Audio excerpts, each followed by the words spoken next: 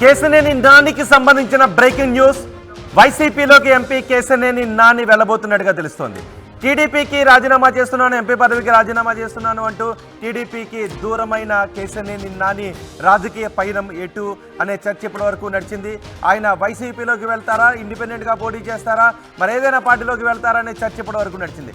అయితే కేశినేని నాని వైసీపీలోకి వెళ్ళబోతున్నట్టుగా తెలుస్తోంది. ఇప్పటికే కేశినేని నానితో వైసీపీ నేతలు టచ్లో ఉన్నారు.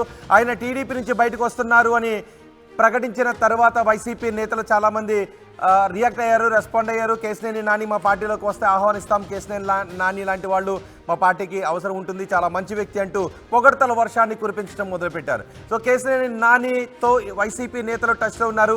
ఇవాళ సీఎం జగన్ను కలిసే అవకాశం కనిపిస్తోంది. విజయవాడ ఎంపీ సీటు కేశినేని నానికే ఇస్తారు అని ప్రచారం జరుగుతోంది.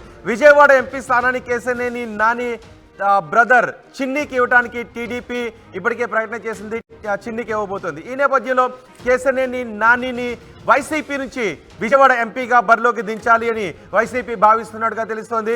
ఇటీవల టీడీపీ ఎంపీకి కేశినేని నాని రాజీనామా చేశారు. కార్పొరేటర్ పదవికి కూతురు శ్వేత కూడా రాజీనామా చేశారు. త్వరలోనే ఎంపీ పదవికి టీడీపీ సభ్యత్వానికి కూడా రాజీనామా చేస్తాను అని ఆయన ప్రకటించారు. బెజవాడ పార్లమెంటు పరిధిలో వైసీపీ ఎమ్మెల్యేలతో నానికి సన్నిహిత సంబంధాలు కూడా ఉన్నాయి. విజయవాడ పార్లమెంటు పరిధిలో మొత్తం 7 అసెంబ్లీ నియోజకవర్గాలు ఉంటే అందులో ఒకటి మాత్రమే గత ఎన్నికల్లో టీడీపీ గెలిచింది, మిగిలిన అన్ని చోట్ల వైసీపీ గాలి వీచింది. వైసీపీ గాలి వీస్తున్న సమయంలోనూ టీడీపీ నుంచి కేశినేని నాని ఎంపీగా గెలిచారు. ఆయన ఇప్పుడు టీడీపీ నుంచి బయటకు వచ్చేయడంతో కేశినేని నానిని తమ పార్టీలోకి తీసుకోవాలి అని వైసీపీ నేతలు ముమ్మర ప్రయత్నాలు చేస్తున్నారు. ఈరోజు సీఎం జగన్ను కేశినేని నాని కలిసే అవకాశం ఉంది. ఒకసారి మా ప్రతినిధి కృష్ణమోహన్తో మాట్లాడదాం. కృష్ణమోహన్, నాని పయనం వైసీపీకేనా? ఎస్ రోహిత్, దాదాపుగా మీరు చెప్పిందే వాస్తవం అయ్యే పరిస్థితులు అయితే కనపడుతున్నాయి. బహుశా అందుతున్న సమాచారం నాని ఆత్మీయుల నుంచి కూడా ఒక సమాచారం అయితే అందుతోంది. ఈ రోజు మధ్యాహ్నం ముఖ్యమంత్రి జగన్మోహన్ రెడ్డిని కేశినేని నాని కలిసే అవకాశం ఉందని చాలా స్పష్టంగా కనపడుతుంది.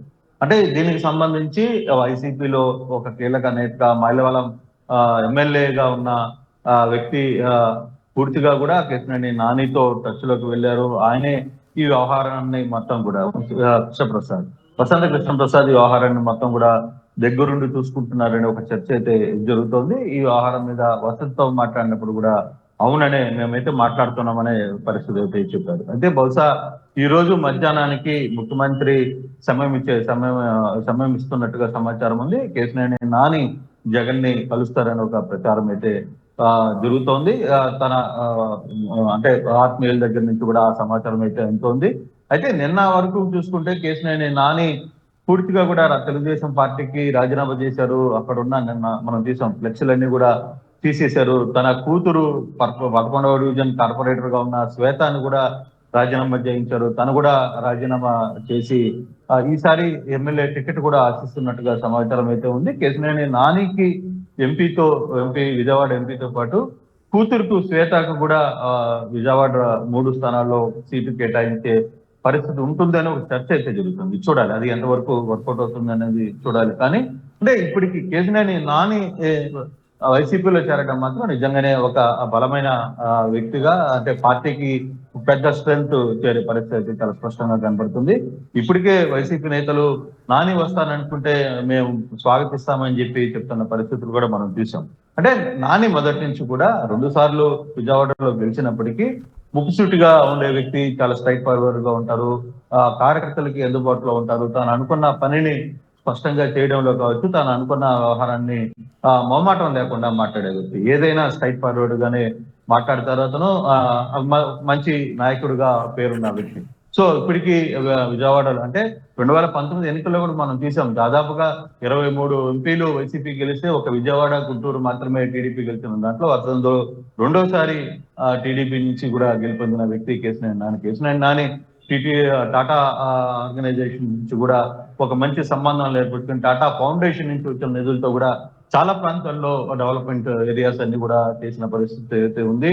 చాలా మంది ఇప్పటికే నానితో ఎవరెవరు వైసీపీ నేతలు టచ్ లో ఉన్నారు? ఈ రోజు సీఎం కలిసే అవకాశాలు ఉన్నాయా? వసంత కృష్ణ ప్రసాద్ మైలవరం వైసీపీ ఎమ్మెల్యే వసంత కృష్ణ ప్రసాద్ టచ్ లో ఉన్నారని ఒక సమాచారం ఉంటుంది. అలాగే మరో ఎమ్మెల్సీ కూడా వైసీపీకి సంబంధించిన ఒక ఎమ్మెల్సీ కూడా నానితో టచ్ లో ఉన్నారనేది స్పష్టంగా తెలుస్తుంది. అయితే ఇప్పటి వరకు ఎంపీ వరకే ఉంటుందా, లేకపోతే ఎంపీ సంబంధించిన కాకుండా టీడీపీకి అంటే కూతురికి కూడా శ్వేతను అంటే ఆ అమ్మాయిని 11వ డివిజన్ నుంచి కార్పొరేటర్ గా పోటీ చేసి గెలిపించారు, మేయర్ చేయాలనుకున్నారు. కానీ అది అక్కడ కొంత దూరం పెరిగింది టీడీపీలో. ఆ నేపథ్యంలోనే సో డెఫినెట్ గా ఈసారి శ్వేత కూడా ఎమ్మెల్యే టికెట్ లో నుంచి రంగం చేయాలని అనుకున్నట్టుగా అంటున్నారు. మరి కానీ శ్వేత విషయం పూర్తిగా తెలియదు. కానీ నాని మాత్రం ఈరోజు మధ్యాహ్నం కలిసే పరిస్థితి ఉంది. మరి నాని కలిసే సమయంలో శ్వేత కూడా వెళ్తారా, లేకపోతే శ్వేతను కూడా తీసుకెళ్లి అక్కడ తీసుకెళ్తారా? నిజంగా నాని కానీ వైసీపీలో కానీ జాయిన్ అయితే వైసీపీకి మాత్రం రోహిత్ ఖచ్చితంగా ఒక బలమైన వ్యక్తిగానే చూడాలి, అతన్ని చూడాలి. నాని వ్యవహారంలో కావచ్చు, లేకపోతే నాని ప్రవర్తించే అంటే ముఖ్యసుడితంగా ఉంటాడు, పబ్లిక్ తో టచ్ లో ఉంటాడు. ఏదైనా నాయకులతో కూడా నిర్మోహమాటంగా తను అనుకున్నది ఓపెన్ గా చెప్పేస్తారు. ఎక్కడ ఏది దాచుకోరు. ఆయన ఉన్న వ్యవహారాన్ని చాలా క్లియర్ గా స్పష్టంగా బద్దలు కొట్టి మాట్లాడారు. అంటే నిజానికి కృష్ణమోహన్, ఒకవేళ నాని వైసీపీలోకి వెళితే అది పెద్ద ఆశ్చర్యం కాకపోవచ్చు, కానీ దాని ప్రభావం ఏ విధంగా ఉండే అవకాశం ఉంటుంది విజయవాడ రాజకీయాల్లో? ఎందుకంటే ఆయన గతం నుంచి కూడా వైసీపీ నేతలతో టచ్లోనే ఉన్నారు. వైసీపీలో ఉన్న ఎమ్మెల్యేలు కానీ ఎంపీలు కానీ నానిని ఎప్పుడు పొగుడుతున్న పరిస్థితి ఉంటుంది. వాళ్ళతో నాని వేదికలను షేర్ చేసుకుంటారు, ఫ్లెక్సీలను షేర్ చేసుకుంటూ ఉంటారు. సో ఇప్పుడు టీడీపీ నుంచి బయటకు వచ్చిన తర్వాత ఒకవేళ ఆయన వైసీపీలోకి వెళ్తే పెద్ద ఆశ్చర్యం కాకపోవచ్చు, కానీ ఎటువంటి రాజకీయ పరిణామాలు ఉండే అవకాశం ఉంటుంది విజయవాడ? కానీ రోహిత్ ఎక్కడ కూడా అంటే నానికి సంబంధించి కేవలం వైసీపీ వాళ్ళతో ఉంటారనేది కాదు, కానీ ఎక్కడ డెవలప్మెంట్ యాక్టివిటీ ఉంటుందో తాను ఎంపీగా ఎక్కడైతే డెవలప్మెంట్ చేయాలనుకుంటారో ఆ ప్రాంతాల్లో డెవలప్మెంట్ యాక్టివిటీలో మాత్రం నిర్మహమాటంగా రాజకీయాలకి సంబంధం లేకుండా అక్కడ ఉన్న నేతలతో మాట్లాడే ప్రయత్నం అయితే చేస్తారో ఆ దిశగా విజయవాడ ఎంపీ పరిధిలో ఉన్న ఏ నియోజకవర్గంలో అయినా తన నిధులు ఏవైనా ఉన్నా, ఆ పార్లమెంట్ నుంచి నిధులు వచ్చినా, ఆ ప్రాంతంలో ఉన్న ఎమ్మెల్యేలు ఎవరైనా తనకు దగ్గరకు వచ్చి నాకు ఈ సమస్యలు ఉన్నాయని చెప్పినా దాన్ని కంప్లీట్ గా ఆ వ్యవహారంలో మాత్రం నిర్మహమాటంగా పార్టీలకు అతీతంగా తన వ్యవహార శైలికి ముందుకెళ్తారు. ఆయన నేరుగా ఒకటే మాట్లాడతారు, ఇక్కడ పన్ను ఉంది, లేదు ఇక్కడ హాస్టల్స్ కావాలి, లేకపోతే ఇక్కడ పాఠశాలలు కావాలి, లేకపోతే ఇక్కడ వాటర్ ట్యాంక్స్ కావాలి అని ఏ ఎమ్మెల్యే ఏ నాయకుడు వచ్చి తనతో మాట్లాడినా ఆ వ్యవహారంలో పార్టీలకు అతీతంగానే తను వ్యవహరించే పరిస్థితి ఉంటుంది. అందుకనే అన్ని రాజకీయ పార్టీలతో కూడా అతనికి మంచి సత్సంబంధాలు ఉన్నాయి. కాకపోతే తెలుగుదేశం మధ్య కొంత ఇష్యూ జరిగిన తర్వాత తెలుగుదేశంతో అక్కడ లోకల్ గా ఉన్న స్థానిక నాయకులకి బుద్ధా వెంకన్న లాంటి వ్యక్తులు, తర్వాత కొందరు సీనియర్ ఎమ్మెల్యేలు, మాజీ మంత్రులు కొంత వ్యతిరేకించడం వల్ల అతను పార్టీకి దూరమైన పరిస్థితి అయితే కనపడుతుంది. కానీ వైసీపీలోకి నాని వెళ్తే మాత్రం ఖచ్చితంగా విజయవాడ పార్లమెంట్ లో ఒక బలం పెరిగే పరిస్థితి ఉంది. వైసీపీకి అది పెద్ద ఎత్తున లాభం చేకూర్చే అంశం మాత్రంగానే మనం చెప్పుకోవాలి రోహిత్. రాడి కృష్ణమోహన్, వైసీపీలోకి ఎంపీ కేశినేని నాని వెళ్ళటానికి లైన్ క్లియర్ అన్నట్టుగానే తెలుస్తోంది. ఆయన టీడీపీకి దూరమైన తర్వాత కేశినేని నాని ప్రయాణం ఎటువైపు ఉంటుందనే చర్చ పెద్ద ఎత్తున జరిగింది.